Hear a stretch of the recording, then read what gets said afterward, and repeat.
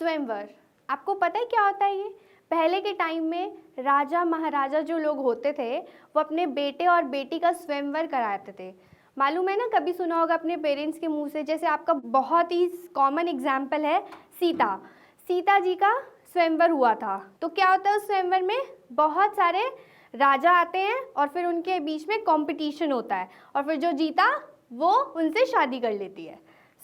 Hello everyone, I am doctor Sarika और आज हम बात करेंगे हमारे ह्यूमन रिप्रोडक्शन के नेक्स्ट टॉपिक की, जो है फर्टिलाइजेशन एंड इम्प्लांटेशन।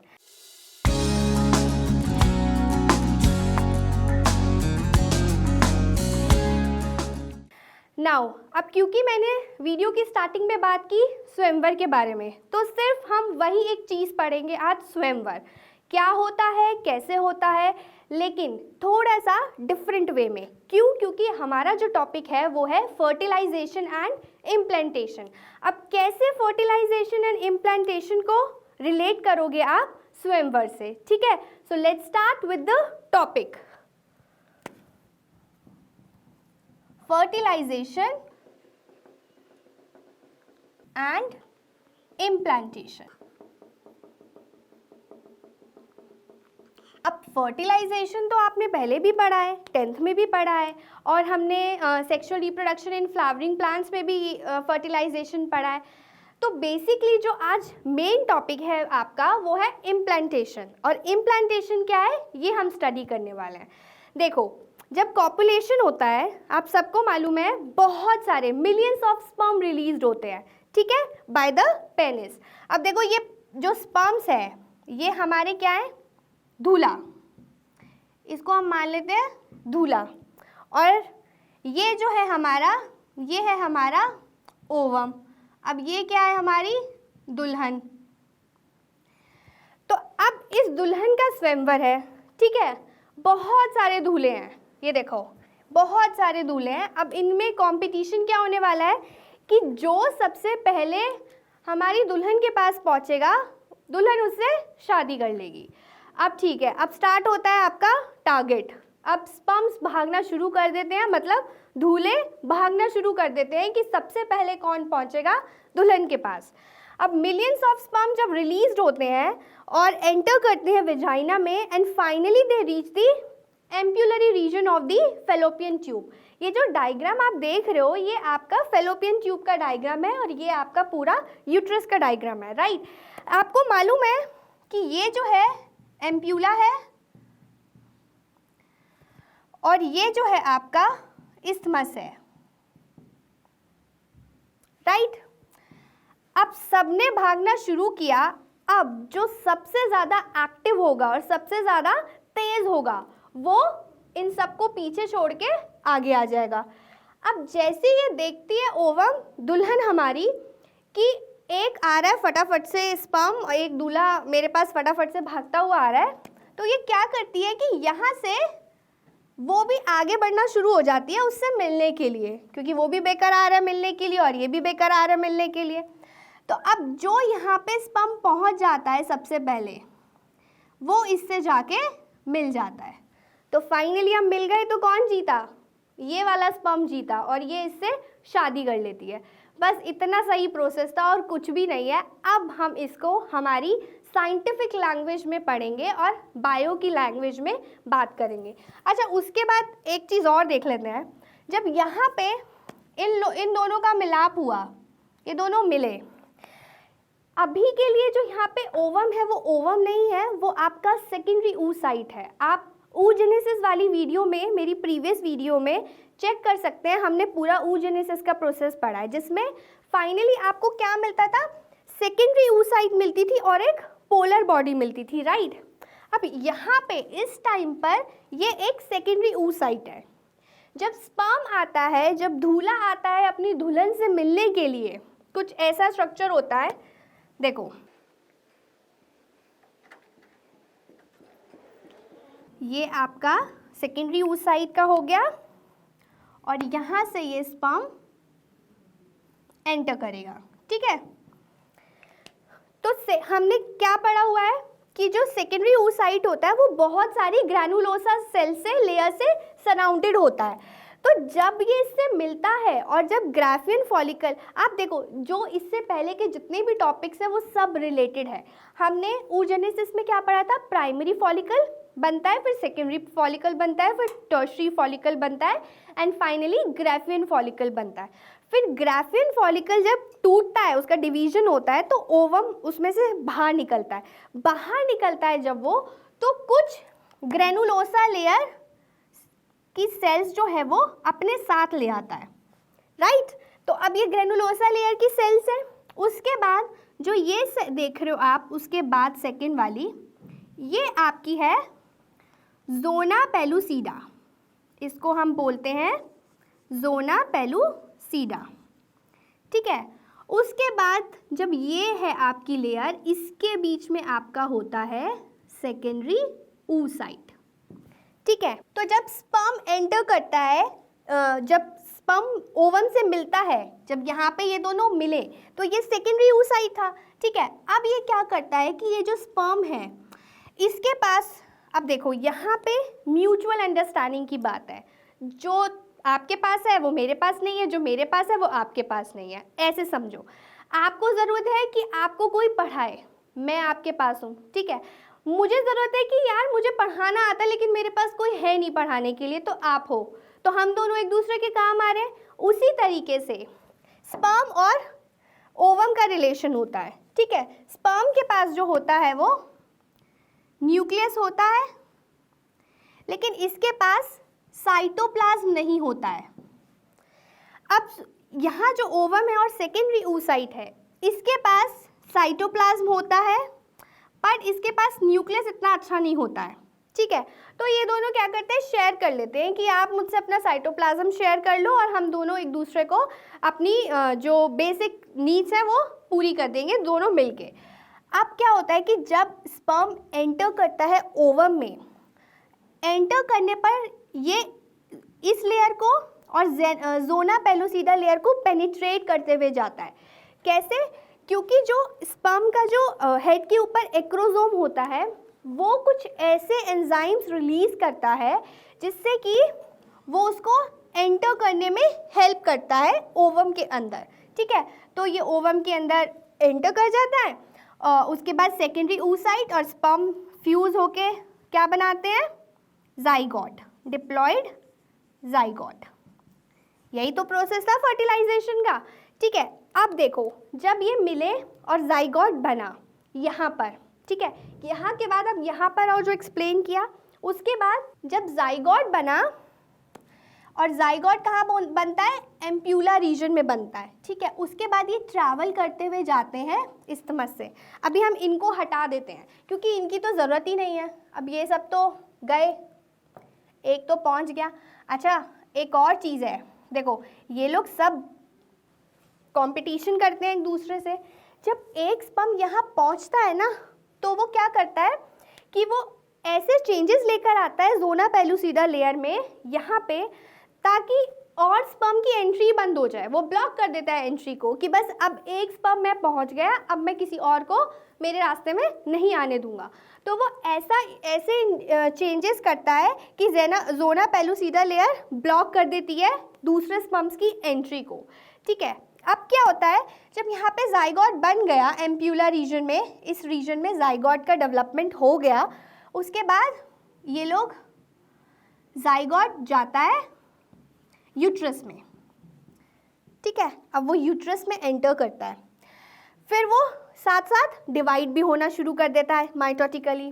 पहले 2 सेल्स बनते हैं, फिर 4 सेल बनते हैं, फिर 8 सेल बनते हैं, फिर 16 सेल बनते हैं, फिर 32 सेल बनते हैं। तो इस तरीके से ये सेल्स का फॉर्मेशन होता रहता है। डॉटर सेल्स बनती हैं, जो 8 to 16 डॉटर सेल्स बनती हैं उसको हम मॉरुला बोलते हैं।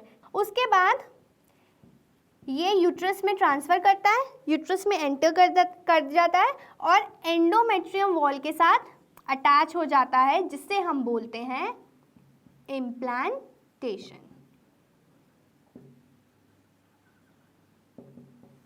तो ये थी आपकी प्रोसेस इम्प्लांटेशन।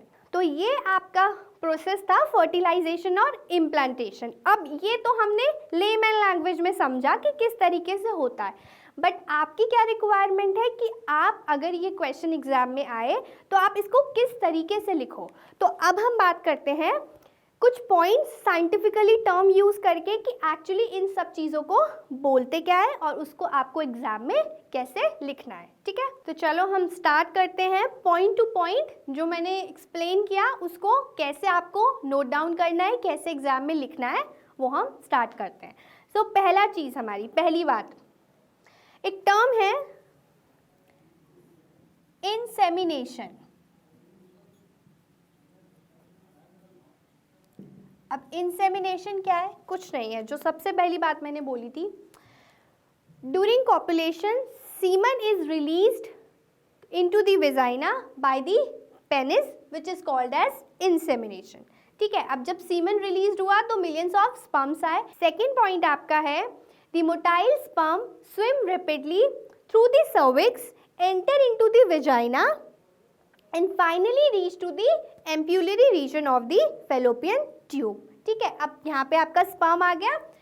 थर्ड पॉइंट है आपका the ovum released by the ovary is also transferred to the ampulla region of the fallopian tube। ठीक है, अब sperm भी आ गया, ovum भी आ गया। now fertilization occur in the fallopian region। आपको पता है जो ampulla आपका पार्ट है वो एक्चुअली में फेलोपियन ट्यूब का पार्ट है। ठीक है, so the fertilization occur in the fallopian tube only if the ovum and the sperm are simultaneously transfer to the ampulla और ampullary region of the fallopian tube. अब आपको मालूम है कि फर्टिलाइजेशन होता क्या है। फर्टिलाइजेशन हमारा fusion of sperm and egg, यही होता है। Now during fertilisation the sperm induces changes in the zona pellucida layer.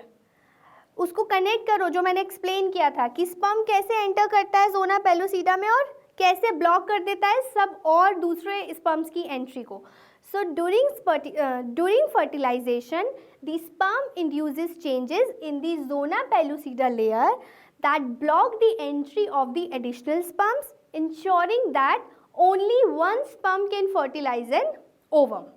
ठीक है, अब आपको ये पॉइंट भी क्लियर हो गया।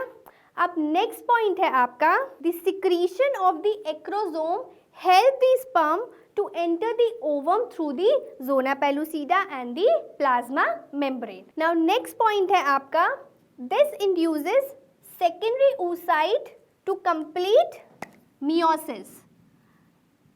यहाँ पे तो ये सेकेंडरी oocyte है, ओवम तो नहीं है, तो जो जब स्पर्म एंटर करता है तो क्या करता है, सेकेंडरी oocytes में चेंजेस होते हैं ताकि वो अपना मियोसिस कंप्लीट कर ले। ठीक है, अब this is again an unequal division, क्योंकि यहाँ से हमको सेकेंड पोलर बॉडी मिलती है और हमको एक हेप्लॉइड ओवम मिलता है, right. Now next point is the haploid nuclei of the ovum and sperm, they fuse to form a diploid zygote.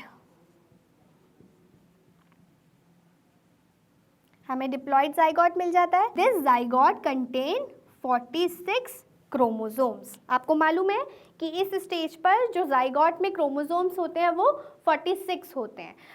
अब जो जानने की बात है कि जब जाइगोट बन गया, आपको पता है कि जो बेबी होता है वो मेल है फीमेल है, कैसे पता चलता है कि जो फीमेल होते हैं, फीमेल है उसमें एक्स क्रोमोसोम्स होते हैं और जो मेल है उसमें XY क्रोमोसोम होता है। अब ओवम के पास तो XX क्रोमोसोम है तो वो तो हमेशा X क्रोमोसोम ही कैरी करेगी, राइट। लेकिन मेल स्पर्म जो है आपका, जो स्पर्म है उसके पास 2 है, दैट मीन्स वो X भी कैरी कर सकता है, वो Y भी कैरी कर सकता है। अब डिपेंड करता है कि जब यहाँ पे जो स्पर्म आया और ओवम से फ्यूज़ किया उसने, तो उसने कौन सा क्रोमोसोम कैरी किया हुआ था। अगर तो स्पर्म ने एक्स क्रोमोसोम कैरी किया हुआ है तो फीमेल का एक्स और मेल का एक्स मिलके फीमेल बनाएगा। ओवम का एक्स और अगर स्पर्म ने वाई क्रोमोसोम कैरी किया हुआ है तो एक्स वाई मिलके मेल बनाएंगे। दैट मीन्स ये जो क्रोमोसोम है, ये जो मेल स्पर्म के जो क्रोमोसोम्स हैं, ये डिफाइन करते हैं कि जो आपका बेबी होगा, जो फाइनली फर्टिलाइजेशन के बाद जो जाइगोट बनेगा, वो यूट्रस में आपका XX क्रोमोसोम लेके जाएगा या XY क्रोमोसोम लेके जाएगा। ठीक है, now next point is the zygote undergo mitotic cleavage as it moves along the or it moves towards the isthmus of the oviduct into the uterus। ठीक है, जाइगोट डिवाइड होता जाता है जैसे वो isthmus से स्टार्ट करता है मूव करना और यूट्रस में एंटर करता है। अब यहाँ पे क्या करता है वो, इट फॉर्म्स 2, 4, 8, 16, 32 डॉटर सेल्स, जिसको हम बोलते हैं ब्लास्टोसिस्ट। 32 या 16 to 32 कह लो, जो डॉटर सेल्स होते हैं उसको हम ब्लास्टोसिस्ट बोलते हैं। Now the embryo with 16 to 32 और 8 to 16 blastocyst is called as morula. हमने पढ़ा था अभी, यहाँ पे इस स्टेज में जब 16 डॉटर सेल्स आपके बन जाते हैं तो वो मोरुला कहलाता है। ठीक है, अब आपके पास मोरुला आ गया। अब नेक्स्ट पॉइंट है दी मोरुला कॉन्टिन्यूज डिवीजन। ठीक है, ये अपना जो डिवीजन है ये कॉन्टिन्यू करता है as it moves towards the और इनटू दी यूट्रस। ठीक है, now the blastocyst arranged to an outer layer which is called as trophoblast।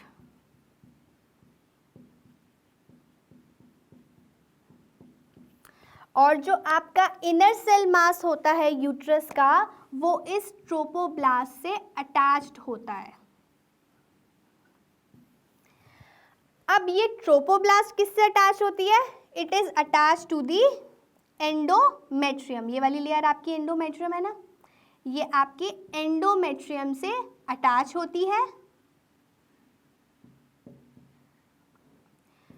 Next point है आपका इसमें कि जब ट्रोपोब्लास्ट आपकी एंडोमेट्रियम से अटैच होती है, then the inner cell mass differentiate to form an एम्ब्रोयो।